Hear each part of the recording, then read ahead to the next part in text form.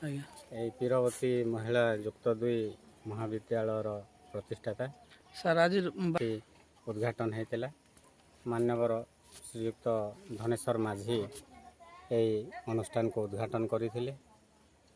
ତାପରେ ସେହି ଦିନଠାରୁ ଆମର ବାର୍ଷିକ ଉତ୍ସବ ପ୍ରତିବର୍ଷ ଆମେ ପାଳନ କରୁଛୁ ପ୍ରତିବର୍ଷ।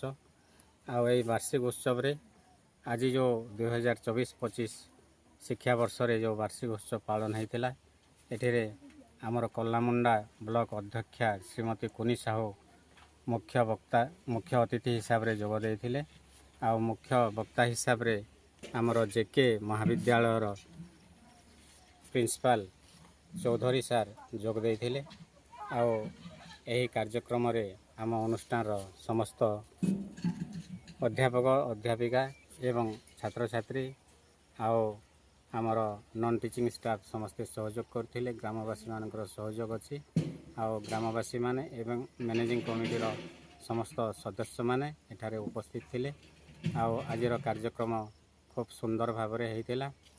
ଆଉ ଅତିଥିମାନେ ବିଶେଷ ଭାବରେ ନାରୀ ଶିକ୍ଷାର ପ୍ରଗତି ଯେହେତୁ ନାହିଁ, Kalamunda block, Kesinga block, Narla block ଏବଂ କେସିଙ୍ଗା ତଥା ରାମପୁର ବ୍ଲକର ଗୋଟେ ମାତ୍ର ମହିଳା ବିଦ୍ୟାଳୟ ଅଛି, ଯେନ୍ଟାକି ପୀରବତୀ ମହିଳା ମହାବିଦ୍ୟାଳୟ।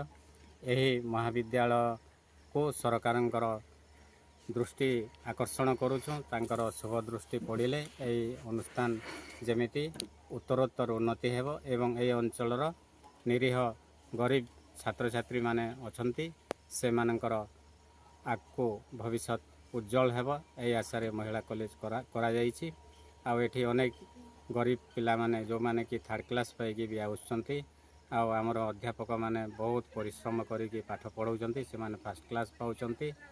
ଆଉ ନୈତିକତା ଶିକ୍ଷା ଦିଆଯାଉଛି ଏବଂ ଚରିତ୍ରଗତ ଶିକ୍ଷା ଦିଆଯାଉଛି, ଯାହାଫଳରେ ଯେଉଁ ଛାତ୍ରୀମାନେ ଏଇଠୁ ବାହାରୁଛନ୍ତି ଉତ୍ତୀର୍ଣ୍ଣ ହୋଇକରି, ସେମାନେ ଆମେ ଡାକିଲେ ଆସୁଛନ୍ତି, ସହଯୋଗ କରୁଛନ୍ତି ଏବଂ ଏହି ଅନୁଷ୍ଠାନର ଉନ୍ନତି ପାଇଁ ଆଉ ଶିକ୍ଷକ ଶିକ୍ଷୟିତ୍ରୀମାନଙ୍କର ସ୍ନେହ ମମତା ପାଇ ସେମାନେ ବହୁତ ଆଗ୍ରହୀ ଏବଂ ଉତ୍ସାହିତ ଅଛନ୍ତି। ଆଗାମୀ ଦିନରେ ନିଶ୍ଚିତ ଭାବରେ ଏହି କଲେଜର ଉନ୍ନତି ହେବ ଏବଂ